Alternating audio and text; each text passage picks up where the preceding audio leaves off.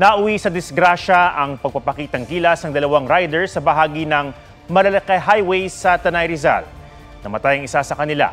Ang nahulikam na insidente sa report ni Joseph Moro. Parang Superman na nakadapa sa kanilang humaharurot na motorsiklo ang dalawang rider na ito noong January 26 sa bahagi ng Marilaki Highway sa Tanay Rizal.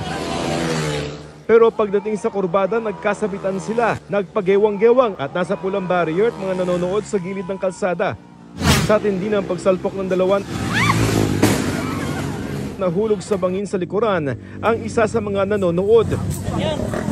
Humandusay sa kalsada ang dalawang rider na sina Rico Buyawan at John Louis Arguelles.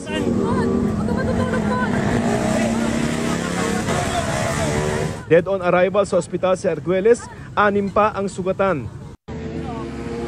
Sa investigasyon ng Tanay Police, walang lisensya ang namatay na si Arguelles.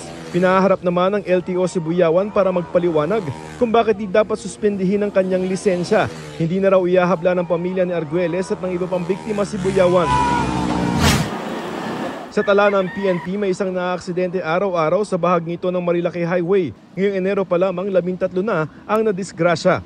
Andun yung mga vlogger, nagtitake videos, nagtitake pictures. Kaya yun siguro yung ano nila, nagpapasikan ba na tinataas nila yung paa.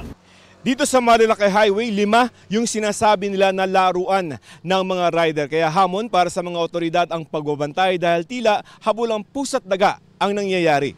Meron din silang ginagawa na mga codes nila na umiiwas. Ayon sa HPG, posibleng maharap sa reklamong kriminal ang mga nagkakarera sa Marilaki. Pinaigting na ang police visibility roon.